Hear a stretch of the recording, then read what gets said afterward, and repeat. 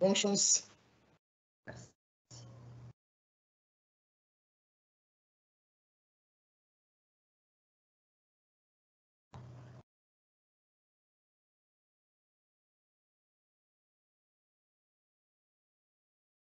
Mesdames et messieurs, bonjour.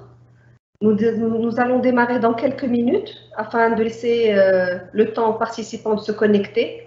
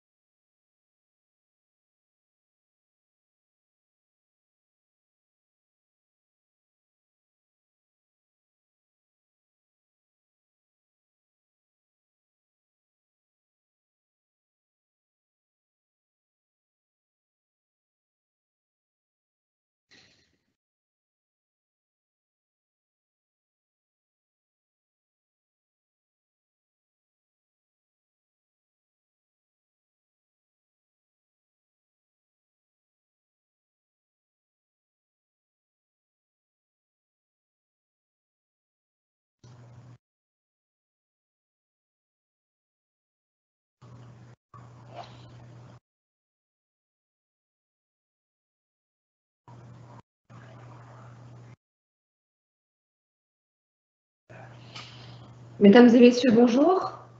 Je vais peut-être vous demander encore un petit peu de patience. Nous assistons à la connexion des participants, donc nous allons démarrer effectivement dans 1 minute ou 2.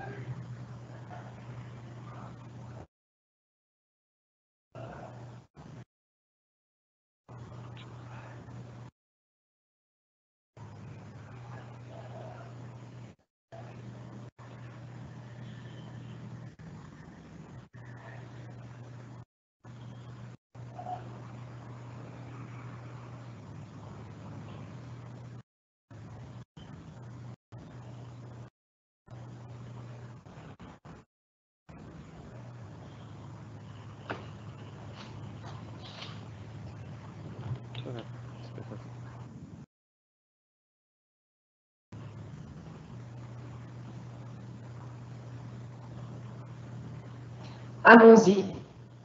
Alors, je suis Sana Adiyel de l'Association professionnelle des sociétés de bourse. Je suis ravie de vous compter parmi nos participants à ce cycle de webinaires que nous organisons avec notre partenaire, la Bourse de Casablanca, et ce pour la 3e édition sur les résultats et les perspectives des sociétés cotées. Durant ce cycle de conférences et webinaires, les professionnels du marché partageront leur analyse et nous éclaireront sur les opportunités et les risques du marché boursier pour cette année 2022. Et tout ça en abordant les perspectives des différents secteurs d'activité. En effet, nous avons démarré il y a quelques semaines ce cycle par une première conférence sur les perspectives macroéconomiques et nous avons traité les secteurs des mines et de l'assurance. Aujourd'hui, nous poursuivons avec le secteur des BTP et construction qui sera abordé par M. Ahmed Rojd, responsable analyse et recherche à Valoris Securities. Permettez-moi de partager avec vous quelques chiffres avant de donner la parole à M. Ahmed Rojd. Le secteur BTP et construction représente 11,9% de la capitalisation à fin mai 2022, soit 76 milliards de dirhams. Il est représenté par 7 valeurs, à savoir TGCC, Laforge Holcim, Sonacid, Jet Contractors, Ciment du Maroc, Aluminium du Maroc et Afrique Industrie. Le 13 juin, c'est-à-dire hier, l'indice bâtiments et matériaux de construction est à moins 13,58% depuis le début de l'année. Ahmed, bonjour. Merci d'avoir répondu à notre invitation. Merci, Sana. Laissez-moi vous en dire un peu plus sur notre intervenant d'aujourd'hui. Donc, Ahmed Rojd est responsable analyse et recherche à Valoris Securities. Depuis 2019, il jouit d'une expérience de 10 ans sur le marché financier marocain et diplômé de l'ISCAE et dispose d'un master professionnel de l'IAE de Nice en ingénierie financière. Mesdames et messieurs, je vous rappelle que vous pouvez poser vos questions à l'espace prévu. Et sans plus tarder, je donne la parole à Ahmed Rojd. Merci, Sana. Merci tout le monde. Merci à vous d'organiser cet événement. Alors, sans trop tarder, on part dans le vif du sujet. Alors, effectivement, le secteur BTP est l'un des secteurs qui jouit d'un intérêt très particulier au sein de l'économie marocaine pour la simple raison qu'il pèse plus ou moins pour près de 5% du PIB national. Alors, pour analyser plus ou moins la contribution du secteur dans l'évolution de l'économie, je dirais qu'il faudrait faire une petite marche arrière dans l'histoire pour comprendre un peu l'apport du secteur. Alors, si on prend la période allant de 2002 à 2010, la croissance moyenne du secteur BTP Construction était plutôt supérieure à la moyenne de croissance du PIB. Ça veut dire que le secteur était un secteur qui tirait plutôt l'économie à la hausse. Alors que le PIB augmentait d'une moyenne plus ou moins aux alentours de 5%, le secteur BTP construction jouissait d'une croissance supérieure à 6,8%. D'accord? Ça coïncide avec la période où il y avait trop de chantiers, trop de travaux d'infrastructure entre 2002, 2005, 2006.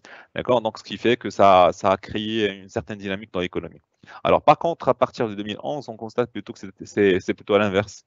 Alors, l'évolution de la construction, du secteur construction BDP est légèrement, enfin plutôt nettement inférieure au niveau d'évolution de l'économie, donc c'était tel qu'on peut constater sur le graphe. Alors, entre 2011 et 2019, tandis que le PIB a cru d'une moyenne de 3,2, le secteur ne s'est développé que de 1,6%. C'est-à-dire que le secteur est à l'opposé. Au lieu de tirer à la hausse, il a tiré vers le bas à la croissance du PIB. Alors, qu'est-ce qui s'est passé? Qu'est-ce qui s'est passé entre-temps? Alors, ce qui s'est passé, c'est que le secteur de l'immobilier a nettement subi l'impact, la dégradation, de la conjoncture. Bon, pour rappel, le secteur, la composition, par exemple, de la demande sur le ciment, bon, des éléments du secteur BTP, était réparti historiquement 20% infra, 80% immobilier. Et parmi les 80%, 50 points étaient alloués à l'autoconstruction, tandis que 30% étaient alloués à la construction par des opérateurs. Alors, après la détérioration du pouvoir d'achat des gens, bon, pour rappel, après 2011, compte tenu de la réduction des subventions, ce qui a pesé un peu sur le niveau et sur le pouvoir d'achat des gens, d'accord, à partir de 2012-2013. On intègre aussi le fait que la conjoncture économique était aussi sujet à une mauvaise passe à cause des séquelles des événements de 2011 sur la région Nord-Afrique. D'accord, c'est autant d'éléments qui ont pesé un peu sur le BDP, sur l'immobilier, et aussi le fait que le secteur était plus ou moins très exposé côté bancaire et donc que le secteur devait réduire son endettement. C'est autant d'éléments qui ont pesé sur le secteur immobilier et donc par ricochet sur le secteur BTP. Alors, on constate aussi que sur un autre volet, le secteur BTP était l'un des secteurs qui employait les gens. D'accord? Donc, avant 2008, c'était un secteur qui employait en moyenne plus que 60 000 personnes par an. Alors, par contre, à partir de 2011, bon, la moyenne entre 2011 et 2019 n'est que de 15 300 emplois. Ça veut dire qu'il y a un fort écart entre les deux périodes. Et au lieu que le BTP continue d'être un pourvoyeur d'emplois, c'était beaucoup plus des fois un destructeur d'emplois, notamment en 2016. D'accord? Qu'est-ce qu'on pourrait en dire? On pourrait en dire que sur la base de ce qu'on constate sur la base des 10 dernières années, c'est que si l'État veut plutôt mener une politique de relance post-Covid, donc le secteur qui pourrait rapidement booster l'emploi, ça ne peut être que le secteur BTP. D'accord, donc on l'a déjà vu parce que l'État a déjà utilisé cette recette entre 2008 et 2010, après la crise subprime. D'accord, c'était un levier qui a été utilisé par l'État pour attirer les IDE vers le Maroc entre 2008 et 2010, et ça a vraiment marché dans la mesure où ça a créé de l'emploi. D'accord, donc on pourrait dire que la recette pourrait être utilisée à nouveau par le gouvernement et que ça devrait normalement marcher si les ressources et la politique adéquate devrait être mise en place. Alors, conjoncture actuelle. Alors, actuellement, l'actualité de l'année porte essentiellement sur l'inflation. Alors, on est à des niveaux d'inflation plutôt historiques. Fin avril, la CP a publié que la croissance de l'IPC sur les 4 premiers mois de 2022 était aux alentours de 4,5%. D'accord. Pour rappel, Banque al-Maghreb tablait sur une croissance annuelle de l'ordre de 4,7%. Donc, on est un peu proche de la croissance annuelle anticipée par Banque al-Maghreb, d'accord, à fin avril. Alors, d'un autre côté, il y a eu des ruptures, des chaînes logistiques, surtout après le déclenchement de la guerre d'Ukraine. D'ailleurs, on constate bel et bien sur ce graphe, hein, d'évolution des prix moyens d'import. On constate, effectivement qu'il y a une forte accélération, surtout pour quelques matières, après février 2022. D'accord? Donc, ça aggrave encore plus la hausse des coûts pour le secteur BTP, d'accord? En parallèle à un retour de la demande qui déjà tarde à revenir au niveau d'avant-crise, avant Covid. Alors, sur un autre niveau, on constate aussi que, malgré que, l'indice des prix des actifs immobiliers a baissé entre 2020 et 2022 suite à la crise de Covid, sauf que le taux de croissance des crédits immobiliers, n'est pas revenu au niveau d'avant. Ça veut dire que le secteur immobilier, bon, la demande n'y est toujours pas au rendez-vous et donc un des facteurs qui pourrait motiver l'intérêt ou un dynamisme sur le secteur n'est pas encore au rendez-vous. Alors même sur le niveau de consommation des ciments, on peine à dépasser le niveau des 1,2 million en tonnes pour l'instant. Alors qu'en est-il par rapport à 2022 compte tenu de tous ces éléments? Alors je dirais que alors, bon, déjà, avant de passer à la conclusion, donc je dirais que même si on a tous cette panoplie de contraintes actuellement, je dirais qu'il pourrait y avoir des leviers, qui pourraient plus ou moins dynamiser, la demande sur le secteur BTP sur le court moyen terme. Alors, parmi lesquels il y a le projet, essentiellement, il y a le projet Dakhla Atlantique, qui devrait normalement développer un axe Agadir-Dakhla sur les 10 prochaines années, à l'image de ce qui s'est fait au nord entre 2002 et 2010. D'accord? Pourquoi? Pour la simple raison que déjà c'est le port Dakhla Atlantique devrait nécessiter déjà devrait être accompagné d'une zone industrielle logistique de 1650 hectares. D'accord? Ça devrait in fine employer plus que 180 000 emplois. 180 000 emplois. Ça s'inscrit aussi dans le cadre de la politique qui a été présentée à Sa Majesté à horizon 2035. D'accord? Donc c'est tout, ça entre dans le cadre d'une politique très long terme de l'État qui voudrait renforcer les liens entre les différentes régions et de renforcer cette zone d'Agadir pour la rendre vraiment dynamique à l'image des autres zones des régions du Maroc. Alors aussi, il faudrait aussi mentionner que sur cette zone entre Dakhla et Agadir, le PIB par habitant est légèrement supérieur à la moyenne nationale, donc ce qui devrait normalement inciter à l'investissement privé en cas de développement de ces zones et surtout s'il y a accessibilité à travers le réseau aussi. D'accord? Alors, c'est un levier de croissance pour le secteur, d'autant plus qu'il y a des opérateurs qui ont compris l'enjeu, notamment Lafarge, qui a mis en place son usine à Agadir, justement pour accompagner le développement de ces zones. Alors, et autre chose, c'est le fait que l'État l'État marocain est un gouvernement plus ou moins avec une politique plus ou moins keynésienne qui stimule la croissance par l'investissement par l'investissement public. Alors ça, c'est une politique qui a été menée depuis les années 2000. Donc on a vu que ça a été utilisé entre 2008 et 2010. Ça a été utilisé même à partir de 2015-2016 pour redynamiser l'économie. Ça ne devrait normalement qu'être appliqué à nouveau à partir de 2022, malgré l'inflation.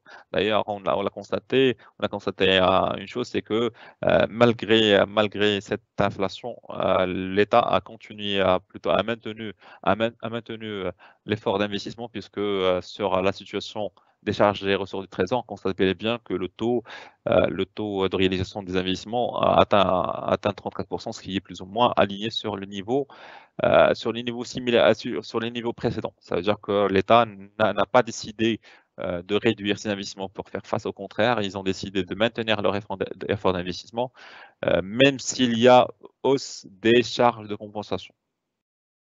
D'accord? Alors, autre chose, c'est que malgré le fait que cette hausse ou cette inflation devrait normalement être un handicap pour certaines entreprises, elle pourrait aussi être un bémol pour d'autres. Pourquoi? Pour la simple raison qu'il y a beaucoup d'opérateurs dans le secteur BTP, essentiellement des industriels, qui ont passé pendant plusieurs années de la dégradation de la conjoncture dans la zone Méditerranée et qui ont souffert d'un renchérissement des importations à bas coût. Alors actuellement, s'il y a inflation et s'il y a renchérissement du coût du fret, ça veut dire qu'implicitement, il va y avoir une hausse du frais, du fret, et donc du coût à l'importation, ce qui sera bénéfique pour ces entreprises afin d'alléger la pression sur leur marge, et donc ce sera bénéfique pour eux. Et même s'il y a baisse plutôt de leur vente en volume, je dirais qu'il pourrait y avoir une amélioration de leur part marché, ce qui sera très bénéfique en cas de rebond. Alors, qu'en est-il de 2022? Alors, pour nos anticipations, on pense que pour 2022, cette dégradation de la conjoncture devrait normalement peser sur le secteur cimentique, qui pèse beaucoup sur le secteur BTP côté. Donc, je dirais qu'on pense que que la demande du secteur cimentier national devrait constater une baisse aux alentours de 6%. Pour ramener la demande nationale aux alentours de 13 millions 117, d'accord? Les opérateurs cimentiers, effectivement, devraient subir l'impact de cette baisse, d'accord? Donc, à savoir LHM et Ciment du Maroc, d'accord? Mais je pense qu'ils vont d'un côté compenser ça par une hausse des prix. D'ailleurs, on a constaté sur la base d'une enquête faite par le ministère de l'Industrie que sur les 3 premiers mois, le prix du ciment a augmenté le prix unitaire a augmenté selon une moyenne de 3%. D'accord? Et aussi le fait que le positionnement de ces deux cimenteries était beaucoup plus exposé au levier de croissance que d'autres opérateurs. D'ailleurs, j'avais bien explicité le fait que LHM vient d'ouvrir son usine à Agadir. Simar est historiquement basé en zone sud. Ça veut dire que l'intérêt d'investissement de l'État porté vers cette zone sud devrait normalement être bénéfique pour ces deux entreprises et normalement devrait alléger la pression sur leur vente. Alors, autre chose, c'est que, bon, on ne pourrait pas nier qu'il pourrait y avoir un impact négatif en termes de marge. C'est pour ça que je dirais qu'on anticipe plutôt une dégradation de la marge d'EBIT de 4 points pour les opérateurs cimentiers pour cette année compte tenu de la hausse du coût des intrants. D'ailleurs, le Petcock, sur la base des données publiées par le vice d'échange, le prix moyen du Petcock à l'import a augmenté de plus de 150% sur le premier trimestre. Alors, passons aux choses sérieuses, passons au comportement des valeurs du secteur BTP. Alors, j'ai pris ici un indice qui est calculé sur la base du poids dans le MASI des valeurs du secteur BTP. Je n'ai pris que les deux cimenteries en plus des valeurs BTP. Alors, on constate bel et bien que la dégradation de l'indice qui reflète le secteur BTP s'est dégradé beaucoup plus que le MASI. Ça veut dire que le secteur a été plus ou moins sanctionné plus que le restant du marché tout au long de ces 2 derniers mois, ce qui reflète plus ou moins les craintes quant à l'impact de l'inflation galopante sur le secteur BTP dans sa globalité. Mais si on prend cet indice et on le décompose en laissant de côté les cimenteries, ici ligne en gris, et les autres, lignes en vert, on constate bel et bien que l'essentiel de la baisse provient des valeurs cimentières et non des autres. D'accord. D'ailleurs, même sur les autres valeurs BTP, si on exclut Sonacid, on constate que la performance est très timide, aux alentours de 2%. Ça veut dire qu'on a deux principes courants. On a les valeurs cimenteries qui tirent vers le bas, qui pèsent beaucoup sur le secteur, et on a des valeurs qui émergent et qui soutiennent, qui poussent vers le haut, à savoir son acide. D'accord. Maintenant, la question qui se pose, compte tenu de la configuration du marché compte tenu des perspectives annoncées actuellement, est-ce que va y avoir de l'intérêt à investir sur le secteur BTP ou pas? Alors, je dirais que si on se base juste sur ce qui a été publié au T1 2022, on constate bel et bien que les deux cimenteries ont certes affiché une amélioration de leur chiffre d'affaires, donc 8%, 10%, mais sans pour autant revenir au niveau du T1 2019. D'accord. Par contre, les autres valeurs, à savoir son acide, jet, aluminium, ont nettement dépassé le chiffre d'affaires T1 2019. C'est déjà quelque chose de positif pour ces valeurs par rapport aux cimenteries. D'accord. De deux, j'aimerais dire que même si la croissance des cimenteries reste plus ou moins modérée par rapport aux autres, je dirais que ce n'est pas pour autant une raison pour être trop dans le pessimisme à l'égard de ces deux valeurs. Pour la simple raison qu'il y a des facteurs qui devraient normalement venir soutenir les réalisations de ces deux valeurs. On a par exemple le cas de ciment du Maroc où va y avoir le lancement de l'usine Nadour sur le S2 2022. Lafarge va y avoir un allègement, une amélioration de la situation financière, surtout avec la fin de l'investissement et le démarrage sur une année pleine de l'usine d'Agadir.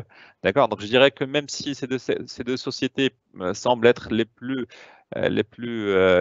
exposées à une dégradation, plutôt pas à une dégradation, mais plutôt à une décélération de la croissance des revenus, je dirais que ces deux sociétés peuvent éventuellement maintenir leur profit, leur résultat, leur RNPG. Et donc, par ricochet, il pourrait y avoir un maintien au moins de leurs dividendes au niveau précédent. Donc, ce qui serait positif pour les valeurs et qui pourrait stimuler l'intérêt pour le secteur. Ça d'un côté. Alors, pour son acide, certes, il y a une forte croissance, hein, il y a une forte croissance par rapport à un niveau T1 2019. Il y a des perspectives qui sont très positif pour cette valeur, notamment le fait que, au-delà du fait qu'il pourrait y avoir une amélioration de la marge, du fait que les importations, qu'il pourrait y avoir moins d'importations et donc une amélioration de la marge et soutien de la marge de son acide. Mais j'aimerais juste mettre en relief quelque chose pour ne pas être dans l'excès d'optimisme. C'est que par exemple, si on prend juste le communiqué qui est le communiqué de Maghreb Steel, bon, c'est pas le même secteur à 100%, mais c'est un secteur très proche, hein. Maghreb Steel a affiché un chiffre d'affaires en amélioration de 43%, plus ou moins dans la même longueur d'onde de son acide, mais avec une baisse des volumes de vente de 5%. Bon, pour l'instant, on n'a pas une idée sur le niveau de vente, l'évolution des volumes de vente de son acide, mais je dirais ce n'est pas exclu qu'il pourrait y avoir une stagnation du volume de vente compte tenu de la dégradation de la conjoncture. Ceci dit, l'amélioration probable de la marge devrait normalement soutenir les réalisations financières de son acide. Alors, je dirais que si on voit le MASI sur les 2 dernières années, surtout entre 2021 et 2022, on va bien constater que le MASI a été tiré vers le haut essentiellement par les bancaires et par les cimenteries. Certes, la consolidation actuelle sur le MASI a porté sur ces deux secteurs, sur les bancaires et sur les cimenteries, avec un excès un peu sur les cimenteries du fait des risques inflationnistes. Mais je dirais que compte tenu de la configuration du secteur, compte tenu du potentiel au sud, compte tenu de leur capacité financière, je dirais qu'il y a une forte probabilité qu'ils puissent maintenir leur rendement dividende et donc par ricochet, qu'ils pourraient avoir l'intérêt sur ces valeurs. En plus de ce que pourrait avoir à d'autres valeurs en termes de surprise, notamment son acide et d'autres. Bon, je ne sais pas s'il y a des questions.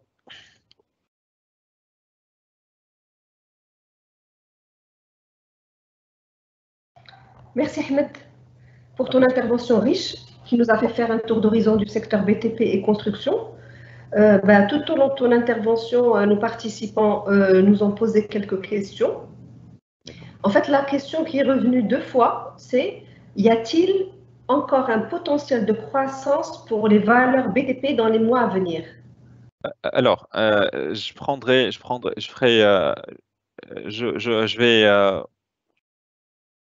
prendre l'historique des valeurs, par exemple cimenterie. Alors, si on prend par exemple Lafarge. Alors Lafarge coûtait historiquement sur les 10 dernières années, avec un multiple enterprise value EBITDA, donc aux alentours 13-14. D'accord? 13-14. Alors actuellement, je dirais que compte tenu de l'évolution récente du cours, etc., on est à moins. On est aux alentours de 12, moins que 12 même, 11,8. Ça veut dire quoi? Ça veut dire que si le marché revient à sa moyenne de valorisation de ces valeurs à symétrie, c'est c'est tout à fait normal qu'il puisse y avoir de nouveaux niveaux de cotation nettement plus supérieurs au niveau actuel. Ça veut dire que je vais voir, par exemple, la marge au-delà de 1900 dirhams, au-delà de 2000 dirhams même. D'accord? Ça, c'est si on se base sur moyen. Mais ceci dit, ça devrait être lié à la capacité de ces sociétés à maintenir leur niveau de réalisation opérationnelle au moins aux alentours des réalisations de 2021, malgré la hausse, malgré la dégradation de la conjoncture. Donc, je dirais, bon, pour moi, bon, pour le cas, par exemple, de Lafarge, donc je dirais que les bits pourraient se maintenir aux alentours de 3 milliards. Donc, et l'année dernière, c'était 3 milliards. Maintenant, je pense que ça sera aux alentours de 2 milliards 980, 2 990. Ça sera plus ou moins le même niveau. Donc, par ricochet, je dirais qu'il y a un potentiel, un upside, qui devrait juste être confirmé par les prochaines réalisations qui vont normalement donner plus d'assurance et donc renforcer ceux qui ont décidé d'investir en 2021 sur ces valeurs. D'accord, très bien. Et en fait, une autre question, vous avez parlé du potentiel de Dakhla. Donc, dans quelle mesure l'État pourrait-il maintenir le développement de l'axe Dakhla-Agadir malgré la pression de la hausse des charges sur les finances publiques? Ouais, effectivement, maintenir un investissement public dans un contexte où il y a un renchérissement des charges de compensation, etc. Bon, avec ce qui pourrait venir après en termes de pression sociale, en termes d'augmentation de salaire, etc. Pour l'État, je dirais que même si on a trop de contraintes dans ce sens, le fait qu'il y a eu une amélioration plutôt, un allègement de la caisse de compensation sur les 10 dernières années donne plus de visibilité pour l'État pour piloter son déficit budgétaire sur les prochaines années, tout en maintenant sa politique d'investissement, d'un côté. De deux, le projet de Dakhla n'est pas seulement un projet, mais c'est beaucoup plus un axe de développement et un levier de changement carrément du Maroc. D'accord? Sur la zone, comme je viens de dire, sur la zone Agadir-Dakhla, il y a un PIB par habitant qui est nettement supérieur à la moyenne nationale. Ça veut dire qu'il y a la possibilité pour des gens de développer leur propre business sur cette zone tout en bénéficiant d'un revenu ou d'un potentiel de revenu qui est qui est meilleur que la moyenne nationale, d'un côté. De deux, si la politique, si la politique menée par l'État qui vise à renforcer ces liens entre les provinces Sahara avec le reste avec le reste du pays se concrétise notamment à travers ce port d'Arla Atlantique qui devrait normalement être achevé d'ici 2030. Normalement, ça devrait développer tout un écosystème d'entreprises qui opèrent sur cette zone et qui normalement devrait non seulement attirer de l'investissement public, mais aussi de l'investissement privé. Donc, il y a beaucoup d'éléments qui plaident pour que cette zone puisse être un axe de développement, Et donc, par la force des choses, vous ne pouvez que développer une zone qui pourrait être rentable sur les prochains exercices. D'accord. Une autre question, les réalisations des valeurs du secteur BTP vont-elles bénéficier ou être impactées par l'inflation?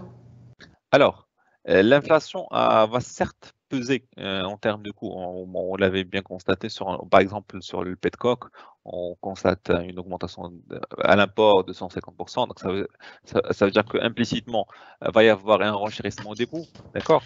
Mais on a constaté aussi que les cimenteries sont aussi permis, par exemple, d'augmenter les prix, hein. Comme je viens de signaler, ils augmentaient leur prix de vente sur la base de l'enquête du ministère de l'Industrie de 3%. D'accord? Je dirais aussi qu'il pourrait y avoir un effet de compression des coûts fixes et des charges à la suite du démarrage des nouvelles unités de production, notamment pour le cas de Lafarge. Il pourrait y avoir aussi des leviers de croissance pour notamment vers l'export, hein, pour l'utilisation de la capacité de production, ce qui fait que ça va un peu réduire le coût le poids des coûts fixes sur le chiffre d'affaires. Donc, il y a beaucoup d'éléments qui devraient normalement aider ces sociétés, surtout je parle de sociétés cimenteries, pour amortir l'impact de l'inflation. Par contre, pour les autres, donc je dirais par exemple pour le cas de Sonacid, je dirais que c'est beaucoup plus un bémol, c'est une opportunité, dans le sens où c'est l'occasion rêvée pour pouvoir doper la part de marché du moment qu'il pourrait y avoir des ruptures non seulement une rupture en termes de produits importés, mais aussi un renchérissement de la billette qui est utilisée par des concurrents de Sonacid pour produire de la matière, des produits finis. C'est-à-dire que les concurrents de Sonacid qui profitaient à un moment d'un prix de la billette inférieur au coût de production de Sonacid, maintenant c'est l'opposé. Ils vont en acheter beaucoup plus cher que Sonacid, ce qui sera bénéfique pour Sonacid pour renforcer ses parts de marché.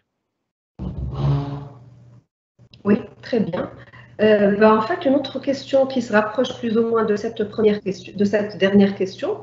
Est-ce que les craintes sur la croissance de l'économie mondiale et le confinement dans quelques régions de Chine ne risquent pas d'impacter le prix de l'acier et de l'aluminium? Alors, je dirais effectivement, on commence à vivre dans un monde où il y a une surréaction des fonds par rapport à des événements. Je dirais qu'effectivement, les risques qui portent sur un éventuel confinement en Chine ont dopé non seulement le cours de l'acier l'acier et l'aluminium, mais essentiellement tous les cours des matières premières, d'accord? Mais je dirais que c'est positif, par exemple pour Sonacid, dans la mesure où tant qu'il y a une rupture de l'offre sur cette zone Asie-Est, ça génère automatiquement un effet de tractation. Ça veut dire quoi? Ça veut dire que chaque zone commence au lieu qu'on nous exporte, par exemple, que des pays entre, par exemple, l'Asie et l'Afrique, au lieu qu'ils exportent vers nous, ils exportent vers des marchés en manque d'offres. Et par la force des choses, il y a moins d'importations potentielles destinées vers la Méditerranée, donc vers le Maroc, et donc c'est bénéfique pour l'industrie locale. Ok. Par contre, pour le cas d'aluminium, aluminium du Maroc, ils importent.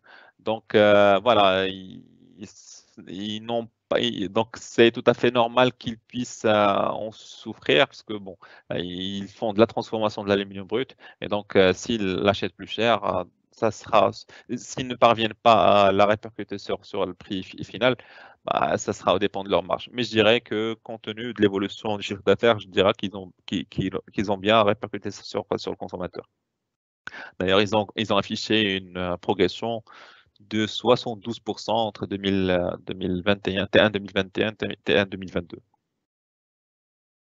D'accord. Peut-être une dernière question? Oui.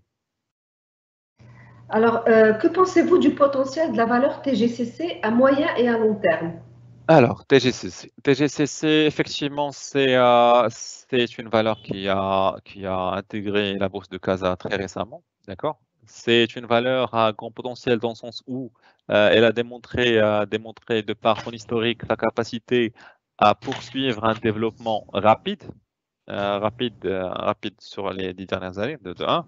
De deux, je dirais que Je dirais que, certes, il y a eu une baisse, du carnet d'ordre entre le T1 2022 et fin 2021 pour TGCC. Mais je dirais qu'il faudrait aussi, faire attention à des choses. C'est le fait que la société a annoncé, déjà qu'elle a opéré, en termes de gestion anticipative du BFR pour éviter de tomber, dans des cas de rupture. D'ailleurs, bon, ils ont annoncé qu'ils sont en train de piloter le BFR. On a constaté aussi qu'il y a eu une augmentation de l'endettement qui a été justifiée par ce pilotage de BFR. Ça veut dire qu'implicitement, peut-être qu'ils ont décidé d'acheter plus pour éviter de tomber dans des cas de rupture ou pour éviter de ne pas avancer dans les délais, dans leur réalisation, ce qui serait positif dans la mesure où si vous pouvez réaliser vos objectifs, c'est-à-dire que vous allez gagner encore plus sur les prochaines commandes, sur le prochain appel d'offres, parce que vous êtes parmi les rares opérateurs qui sont aptes à réaliser dans les délais. Ça veut dire qu'en cas de rebond, ça ne m'étonnerait pas. Ça ne m'étonnerait pas que TGCC puisse cumuler une part de marché qui est supérieure à ce qui était prévu au départ.